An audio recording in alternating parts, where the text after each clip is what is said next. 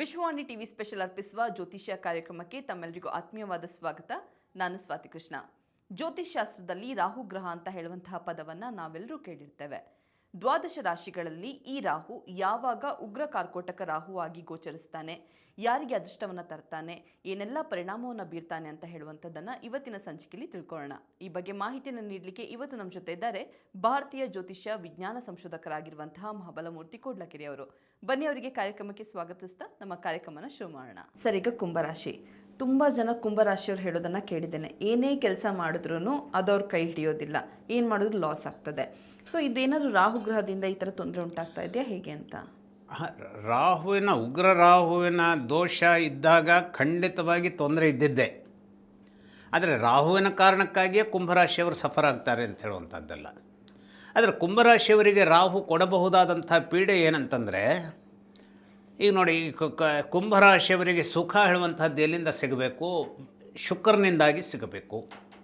ಶುಕ್ರನ ಮನೆಯಾದಂಥ ವೃಷಭಕ್ಕೆ ಶಕ್ತಿ ಇದ್ದಾಗ ಅಥವಾ ಶುಕ್ರನಿಗೆ ಶಕ್ತಿ ಇದ್ದಾಗ ಸುಖದ ಸಂದರ್ಭದಲ್ಲಿ ಕುಂಭರಾಶಿಯವರು ಬಹಳ ಅದೃಷ್ಟವಂತರಾಗಿರ್ತಾರೆ. ಹಾಗೆಯೇ ಅವನು ಇದೇ ಶುಕ್ರ ಭಾಗ್ಯಕ್ಕೂ ಕೂಡ ಅವನು ಏನಾಗಿರ್ತಾನೆ, ಒಬ್ಬ ಲೀಡರ್ ಆಗಿರ್ತಾನೆ. ಅಂದರೆ ತುಲಾರಾಶಿಗೆ ಇವು ಎರಡೂ ಕೂಡ ಸಫರ್ ಆಗ್ತಾ ಇದೆ ಅಂತ ಹೇಳುವಾಗಲೂ ಕೂಡ ಬುಧ ಬಹಳ ಅದ್ಭುತವಾಗಿದ್ದಾನೆ ಅಂತಾದರೆ, ಶುಕ್ರನ ಸಂದರ್ಭ ವೀಕ್ ಆದರೂ ಕೂಡ ಕುಂಭರಾಶಿಯವರು ಮೇಲೆದ್ದು ಬರೋದಕ್ಕೆ ಸಾಧ್ಯತೆ ಇರುತ್ತೆ. ಇನ್ನು ಶನೈಶ್ಚರ ಅವನೇ ಸಂಪೂರ್ಣವಾದಂಥ ಶಕ್ತಿಯನ್ನು ಹೊಂದಿದ್ದಾನೆ ಜಾತಕದಲ್ಲಿ ಅಂತ ಹೇಳಾದರೆ, ಆಗಲೂ ಕೂಡ ಎಷ್ಟೇ ಒಂದು ಕಾರ್ಕೋಟಕ ವಿಷಯದ ಒಂದು ಘಾತಕ ಶಕ್ತಿಯಲ್ಲಿದ್ದರೂ ಕೂಡ ಕುಂಭರಾಶಿಯವರು ಗೆದ್ದು ಬಿಡ್ತಾರೆ. ಆದರೆ ನೀವು ಕೇಳಿದ್ರಲ್ಲ, ಯಾಕೆ ಆಗಾಗ ಆ ಸೋಲುಗಳು ಬರ್ತಾರೆ? ನಾನು ಭಾಳ ಜನರನ್ನು ಇದು ಮಾಡಿದ್ದೇನೆ, ಆದರೆ ಅವರು ಹಾಗೆ ಮಾನಸಿಕವಾಗಿ ಸುಖವಾಗಿ ಇದ್ದ ಹಾಗೆ ಕಾಣಿಸೋದಿಲ್ಲ ಅಂತ ಹೇಳುವಂಥದ್ದು. ಪರ್ಟಿಕ್ಯುಲರ್ಲಿ ಅದು ದೊಡ್ಡ ಚಾಪ್ಟರ್ ಅದು. ಆದರೆ ಈ ರಾಹುವಿನ ಬಗೆಗಾಗಿ ಯೋಚಿಸುವಂಥದ್ದಾದರೆ, ರಾಹು ಇವರಿಗೆ ಏನಾಗ್ತಾನೆ, ಆ ವೃಷಭದಲ್ಲಿ ಇದ್ದುಬಿಟ್ರೆ, ವೃಷಭ ರಾಹುವಿಗೆ ಅದು ಎಕ್ಸಾಲ್ಟೆಡ್ ಪಾಯಿಂಟ್. ಅಂದರೆ ಅಲ್ಲಿ ರಾಹು ಇರೋದಕ್ಕೆ 3ನೇ ಮನೆ, 6ನೇ ಮನೆ, 11ನೇ ಮನೆ. ಕೆಲವು ಸಂದರ್ಭಗಳಲ್ಲಿ ಇದು ಯಾವುದು ಅಷ್ಟಮ ಸ್ಥಾನ ರಾಹು ಒಂದಲ್ಲ ಒಂದು ಕಾಲದಲ್ಲಿ ಹೊಡಿತಾನೆ ಅವನು. ಅಷ್ಟಮ ಸ್ಥಾನದ ಇದಾದಾಗ ನಾನು ಗಮನಿಸಿದಂತೆ 6 ಆಕ್ಸಿಡೆಂಟ್ಗಳು, ಜೀವ ಹೋಗಬೇಕಾದಂಥ ಆಕ್ಸಿಡೆಂಟ್ಗಳನ್ನು ಅವನಿಗೆ ಮಾಡಿದ್ದಾನೆ ಯಾವುದೋ ಒಬ್ಬ ವ್ಯಕ್ತಿಗೆ.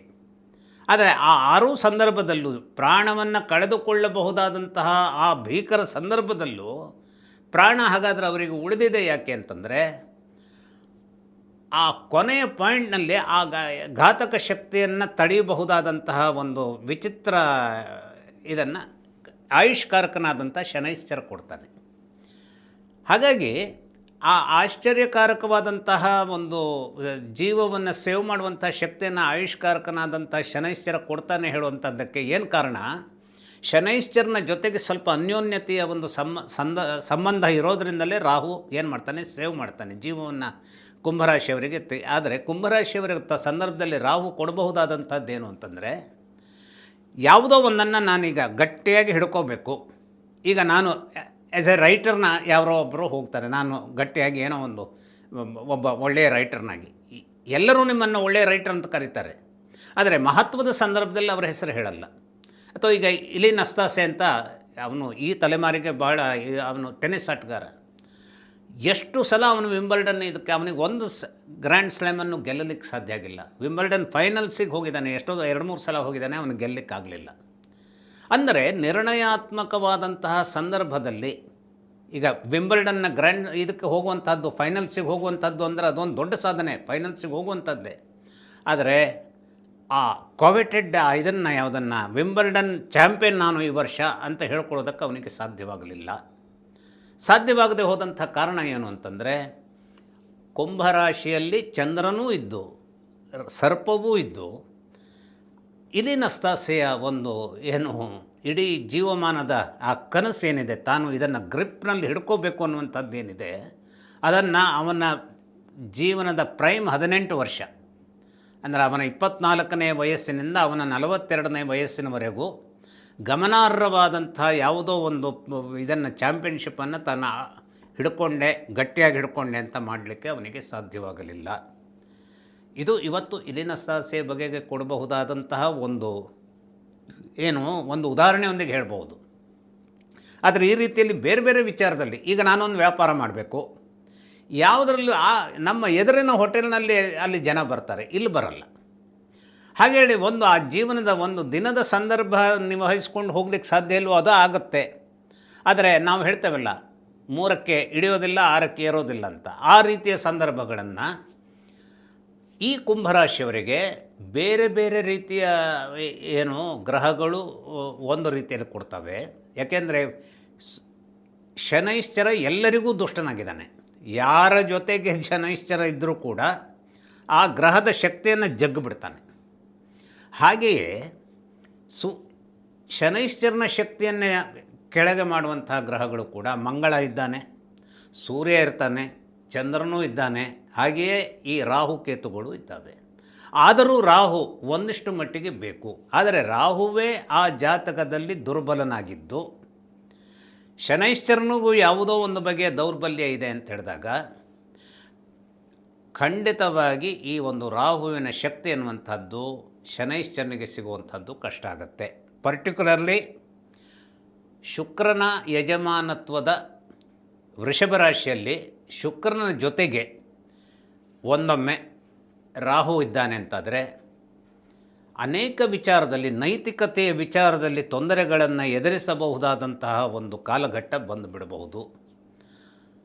ಅಥವಾ ಭಾಗ್ಯದಲ್ಲಿ ಏನಾದರೂ ಶುಕ್ರನ ಜೊತೆಗೆ ಅಥವಾ ಬುಧನ ಜೊತೆಗೆ ರಾಹುವಿನ ಕಾರ್ಕೋಟಕ ವಿಷ ಇದೆ ಅಂತಾದರೆ ಜೀವನದ ಯಾವುದೇ ಸಂದರ್ಭದಲ್ಲೂ ಕೂಡ ಮಹತ್ವದ್ದು ಏನನ್ನೋ ನಾನನ್ನು ಸಂಪಾದಿಸಿಕೊಂಡೆ ಅಂತ ಹೇಳುವಂಥದ್ದು ಆಗೋದು ಬಹಳ ಕಷ್ಟ ಆಗುತ್ತೆ. ನೀವು ಕೆಲವರು ರಾಜಕಾರಣಿಗಳನ್ನೆಲ್ಲ ಗಮನಿಸ್ಬೋದು. ಲೋಕಲ್ ಇದರಲ್ಲಿ ಅವರು ಬಹಳ ಸ್ಟ್ರಾಂಗ್ ಆಗಿರ್ತಾರೆ, ಆದರೆ ಯಾವುದೋ ಒಂದು ಮೇಜರ್ ಚುನಾವಣೆಯನ್ನು ಗೆಲ್ಲಲಿಕ್ಕಾಗಲ್ಲ. ಕೆಲವರನ್ನು ಎಷ್ಟೋ ಜನರನ್ನು ನಾನು ಗಮನಿಸಿದ್ದೀನಿ. ನೀವು ಯಾಕೆ MLC ಆಗಬಾರ್ದು ಅಂತ ಕೇಳಿದರೆ ಅವರು MLC ಆಗೋದಕ್ಕೆ ರೆಡಿ ಇರೋದಿಲ್ಲ. ಯಾಕೆಂದರೆ ನಾನು ಜನರ ನಡುವೆ ನಿಂತು ಜನರ ಒಂದು ಓಟ್ನ ಮೇಲಿಂದ ನಾನು ಆಯ್ಕೆಯಾಗಿ ಬರಬೇಕು, ಆ ರೀತಿಯಲ್ಲಿ ಬರಬೇಕು. ಅವರ ಆ ಧೋರಣೆಯೇ ಹಾಗಿರುತ್ತೆ. ಅವರಿಗೆ MLC ಆಗಬೇಕು ಅಂತಾದರೆ MLC ಆಗೋದಕ್ಕಾದರೆ ಅವರದ್ದೇ ಆದಂಥ ಒಂದು ಆಢ್ಯತೆಗೆ ಅದು ಏನಾಗುತ್ತೆ, ಧಕ್ಕೆ ತರುತ್ತೆ. ಈ ಧಕ್ಕೆಗಳು ವಿಶೇಷವಾಗಿ ಈ ಒಂದು ಯಾರಿಗೆ ಕುಂಭರಾಶಿಯವರಿಗೆ ಬರುವಂಥದ್ದು. ಹಾಗೆಯೇ ಇದು ತುಲಾರಾಶಿಯವರಿಗೂ ಬರುತ್ತೆ, ಇವರಿಗೂ ಬರುತ್ತೆ, ವೃಷಭ ರಾಶಿಯವರಿಗೂ ಬರುತ್ತೆ. ಪೊಲಿಟಿಕಲ್ ಫೀಲ್ಡ್ನಲ್ಲಿ ಗಟ್ಟಿಯಾದದ್ದನ್ನು ಹಿಡಿಬೇಕು, ಸ್ಪೋರ್ಟ್ಸ್ ಫೀಲ್ಡ್ನಲ್ಲಿ ಗಟ್ಟಿಯಾದದ್ದನ್ನು ಹಿಡಿಬೇಕು, ಅಥವಾ ಈ ಹೋಟೆಲ್, ಈ ಹಾಸ್ಪಿಟಾಲಿಟಿ ಒಂದು ಘಟಕದಲ್ಲಿ ತಾನು ಒಂದು ಗಟ್ಟಿಯಾದದ್ದನ್ನು ಹಿಡ್ಕೋಬೇಕು, ಅಥವಾ ಈ ಟೂರಿಸಮ್ ವಿಚಾರಗಳಲ್ಲಿ ಗಟ್ಟಿಯಾದದ್ದನ್ನು ಹಿಡ್ಕೋಬೇಕು ಅಂತಂದರೆ ಕುಂಭರಾಶಿಯವರಿಗೆ ವಿಶೇಷವಾದಂಥ ತೊಂದರೆಗಳನ್ನು ರಾಹು ಮಾಡ್ತಾನೆ ಇರ್ತಾನೆ. ಇನ್ನು ಕೆಲವು ಸಂದರ್ಭದಲ್ಲಂತೂ ಯಾವ ಸಂದರ್ಭದಲ್ಲೂ 6ಕ್ಕೆ ಏರಲಿಕ್ಕೆ ಇವರನ್ನು ಬಿಡೋದಿಲ್ಲ. ಅದು ಕಾರ್ಕೋಟಕ ವಿಷಯದ ಸಂದರ್ಭದ ದಶ ಇರಲಿ ಅಥವಾ ಇರದೇ ಹೋಗಲಿ. ವಿಶೇಷವಾಗಿ ನಾನು ಹೇಳ್ತಾ ಇರುವಂಥದ್ದೇನು ಅಂತಂದರೆ, ಈಗ ಕುಂಭರಾಶಿಯವರಿಗೆ ಮಕರ ರಾಶಿಯಲ್ಲಿ ಇವನಿದ್ದಾನೆ ಅಂತಾದರೆ ದ್ವಿದಾದಶಾಂಶ ಅಂತಂದರೆ ರಾಹುವಿಗೆ ಇವನು 2ನೇ ಮನೆಯಲ್ಲಿರ್ತಾನೆ, 2ನೇ ಮನೆಯಲ್ಲಿರುವ ಅವನು ನಷ್ಟದ ಮನೆಯಲ್ಲಿರ್ತಾನೆ. ಈ ದ್ವಿದಾದಶ ಅಂಶದಲ್ಲಿ ರಾಹು ಅಥವಾ ಶನೈಶ್ಚರ ಇದ್ದರೆ ಆರ್ಥಿಕವಾಗಿ ಬಹಳ ದೊಡ್ಡ ನಷ್ಟವನ್ನು ಎದುರಿಸಬೇಕಾಗುತ್ತೆ. ಅದರಲ್ಲೂ ಈ ಒಂದು ರಾಹು ದಶ ಬಂದಾಗ ಇನ್ನಿಲ್ಲದ ರೀತಿಯ ದರಿದ್ರದ ಸ್ಥಿತಿಯನ್ನು ತಲುಪುವಂತಹ ಒಂದು ಘೋರ ವಿಪ್ಲವಗಳನ್ನು ಕುಂಭರಾಶಿಯವರು ಎದುರಿಸ್ತಾರೆ. ಆದರೆ ಕುಂಭರಾಶಿಯವರಿಗೆ ಒಂದೇ ಒಂದು, ಇಷ್ಟೆಲ್ಲ ಇದ್ದರೂ ಕೂಡ ಶುಕ್ರನೋ ಬುಧನೋ ಅತ್ಯಂತ ಬಲಿಷ್ಠರಾಗಿದ್ದಾರೆ ಅಂತಂದರೆ ಈ ನಮಗಿಂತ ಹಿರಿಯರಿಂದ ಸಹಾಯಕ್ಕೆ ಒದಗಿ ಬರುವಂತಹ ಒಂದು ವಿಸ್ಮಯಕಾರಕ ಘಟನೆಗಳು ಒಬ್ಬ ವ್ಯಕ್ತಿಗೆ, ಕುಂಭರಾಶಿ ವ್ಯಕ್ತಿಗೆ ಬುಧನಿಂದಾಗಿ ಒದಗಿ ಬರ್ಬೋದು.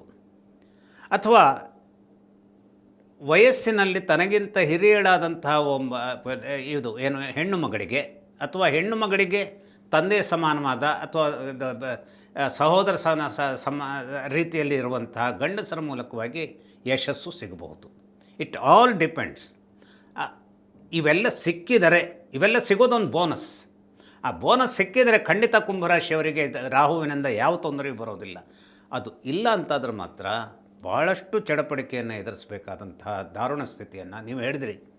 ನಾನು ಎಷ್ಟೋ ಜನರ ಕೇಳಿದ್ದೇನೆ, ಕುಂಭರಾಶಿಯವರು ಯಾಕೆ ಈ ರೀತಿ ಒದ್ದಾಡ್ತಾರೆ ಅಂತ ಹೇಳಿದ್ರೆ ಕಾರಣ ಇದಾಗಿರುತ್ತೆ.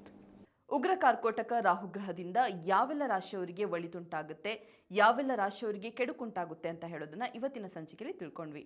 ಇದೇ ರೀತಿ ಮತ್ತಷ್ಟು ಇಂಟ್ರೆಸ್ಟಿಂಗ್ ವಿಡಿಯೋಸ್ಗಾಗಿ ವಿಶ್ವಾನಿ ಟಿವಿ ಸ್ಪೆಷಲ್ ಚಾನೆಲ್ ಅನ್ನು ಸಬ್ಸ್ಕ್ರೈಬ್ ಆಗಿ. ಈ ವಿಡಿಯೋ ನಿಮ್ಗೆ ಇಷ್ಟವಾದಲ್ಲಿ ಲೈಕ್ ಮಾಡಿ, ಶೇರ್ ಮಾಡಿ. ಧನ್ಯವಾದಗಳು.